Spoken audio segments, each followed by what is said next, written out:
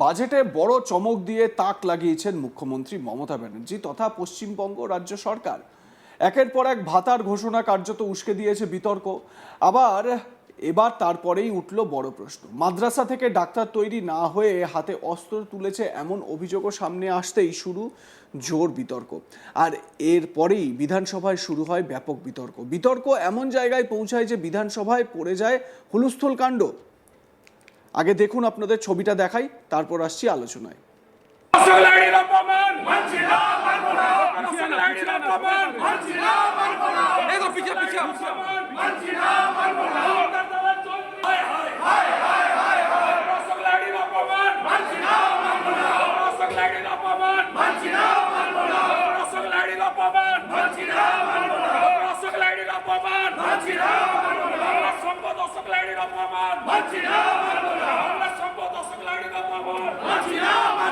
অর্থনীতিবিদ ডক্টর অশোক লাহিড়ীর অপমান মানছি না, মানব না। চন্দ্রিমা হায় হায় হায় হায় হায় হায়, চন্দ্রিমা হায় হায় হায় হায় হায় হায়, তার দালাল চন্দ্রিমা হায় হায় হায় হায় হায় হায়, ডক্টর অশোক লাহিড়ীর অপমান মানছি না, মানব না। ডক্টর অশোক লাহিড়ীর অপমান মানছি না, মানব না। ডক্টর অশোক লাহিড়ীর অপমান মানছি না, মানব না। চন্দ্রিমা হায় হায় হায় হায় হায় হায়, চন্দ্রিমা হায় হায় হায় হায়।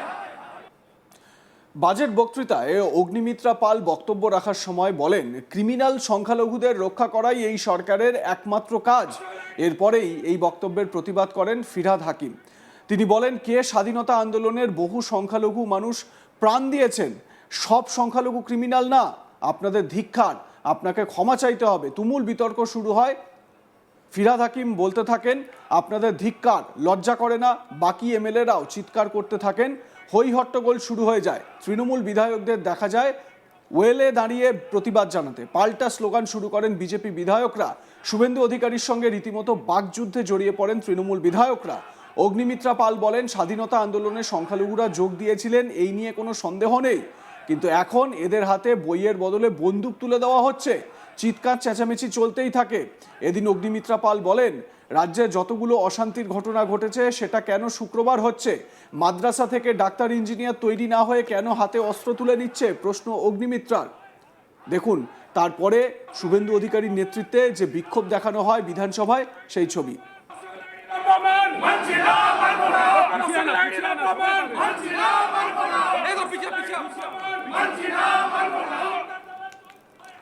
অগ্নিমিত্রা পাল বলেন, সংখ্যালঘু উন্নয়ন ও মাদ্রাসা শিক্ষার জন্য বরাদ্দ 10% বৃদ্ধি করা হয়েছে, কিন্তু প্রশ্ন তোলেন, এই অর্থ শিক্ষার উন্নয়নে খরচ হবে কিনা, নাকি অনুপ্রবেশকারীদের রক্ষা করতে ব্যবহৃত হবে? এই মন্তব্যে শাসক ও বিরোধী বিধায়কদের মধ্যে হইচই পড়ে যায়। অধিবেশন চলাকালীন ফিরহাদ হাকিম বলেন, আমরা কেউ ক্রিমিনাল নই। এ বিষয়ে মন্ত্রী শোভনদেব চট্টোপাধ্যায় বলেন, এটা নিন্দনীয় ঘটনা। তিনি একটা সমাজকে অপমান করেছেন। কি বলেছেন মন্ত্রী শোভনদেব চট্টোপাধ্যায়, শুনুন। এটা অত্যন্ত দুর্ভাগ্যজনক এবং নিন্দনীয়। এই ধরনের এই বিধানসভার মধ্যে দাঁড়িয়ে তিনি যে ঘৃণার মনোভাব প্রকাশ করলেন একটা বিশেষ ধর্মের মানুষের প্রতি, এটা এই পবিত্র সদনকেও তিনি অসম্মান করেছেন, অপমান করেছেন। এবং এদিকে মন্ত্রী সিদ্দিকুল্লাহ চৌধুরী বলেন, বিজেপির এই কথার জন্য ক্ষমা চাওয়া উচিত। কি বলেছেন শুনুন। लिखाई पढ़ाई नहीं है, ये बिल्कुल जाहिल झपट लेडी है। पढ़ाई लिख के सीख कर वो आगे बढ़ेंगे, ये स्ट्रेटेजी है। वो बीजेपी आरएसएस के कहने पर सदन में उनको माफ़ी मांगना चाहिए। बहुत गलत वो उनका रवैया है। আমার সহকর্মী অনির্বাণ সিংহ রায়ের প্রতিবেদন দেখে নিন এই বিষয়ে। বাজেট অধিবেশনের পর এবার ফের উত্তাল বিধানসভা।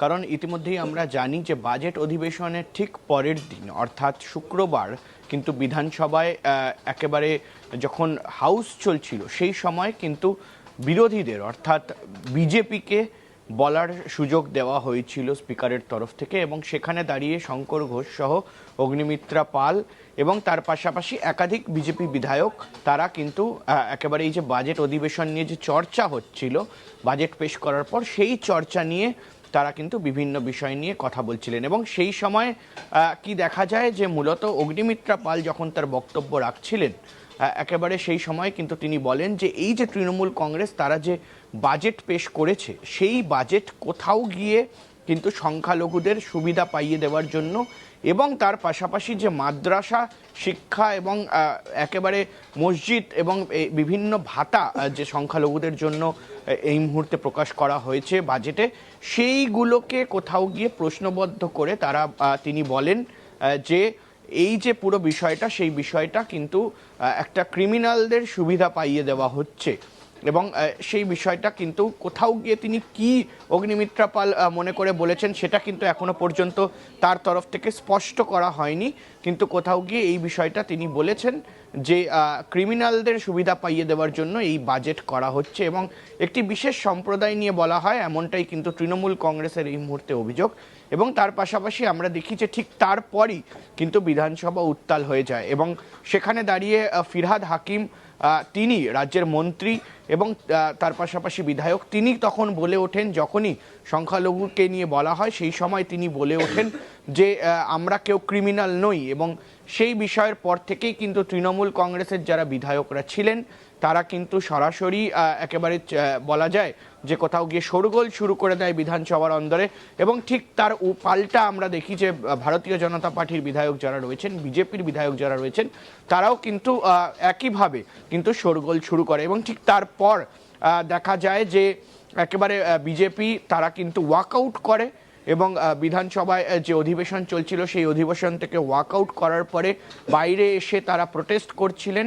তার পাশাপাশি তারা কিন্তু শুভেন্দু অধিকারী তারাও কিন্তু বলেন যে মূলত এই মুহূর্তে দাঁড়িয়ে এসআইআর যে হচ্ছে সেটা নিয়েও কিন্তু একটা বিতর্ক তৈরি করার চেষ্টা করছে তৃণমূল কংগ্রেস এবং তারাও কিন্তু সংখ্যালঘুদের সুবিধা পাইয়ে দিচ্ছে।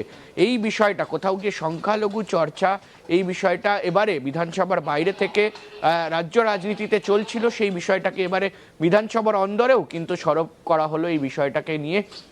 এবং তার পাশাপাশি আমরা দেখেছি যে শোভনদেব চট্টোপাধ্যায় তিনি রাজ্যের মন্ত্রী, তিনি কিন্তু এবং হাউসের সিনিয়র লিডার তিনিও কিন্তু কোথাও গিয়ে এই বিষয়টার নিন্দে করেছেন এবং তৃণমূল কংগ্রেসের তরফ থেকে বলা হয়েছে যে অগ্নিমিত্রা পাল যে বিষয়টি বলেছেন সেই বিষয়টি অত্যন্ত দুঃখজনক এবং তার পাশাপাশি বলা হয়েছে যে এই যে পুরো ঘটনাটি ঘটেছে সেটা মূলত একটি সম্প্রদায়কে নিয়ে কেন বলা হয়েছে এইটা নিয়েও কিন্তু প্রশ্ন তুলতে শুরু করে দিয়েছে তৃণমূল কংগ্রেস এবং তার পাশাপাশি সিদ্দিকুল্লাহ চৌধুরী সহ একাধিক যারা বিধায়ক রয়েছেন তারাও কিন্তু পুরো বিষয়টাকে নিয়ে সরব হন। অর্থাৎ এই মুহূর্তে দাঁড়িয়ে রাজ্য রাজনীতি ঠিক 2026 সালের বিধানসভা যে নির্বাচন সেই বিধানসভা নির্বাচনের আগে উত্তাল অবশ্যই এবং এটি কিন্তু শেষ অধিবেশন, বাজেট অধিবেশন চলছে, এসআইআর নিয়ে আলোচনা হয়েছে, এসআইআর নিয়ে রেজলিউশন নিয়ে আলোচনা হয়েছে এবং তারপর কিন্তু বাজেট অধিবেশন, ফলে সে জায়গায় দাঁড়িয়ে স্পষ্টত অত্যন্ত গুরুত্বপূর্ণ এই সেশন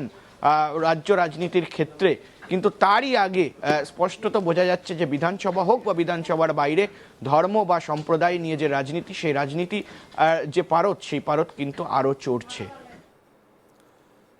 লাইক কমেন্ট শেয়ার করতে ভুলবেন না। দেখতে থাকুন আজ তাক বাংলা। সাবস্ক্রাইব করুন আমাদের ইউটিউব চ্যানেলটি, বেল আইকন প্রেস করুন নোটিফিকেশন পেতে।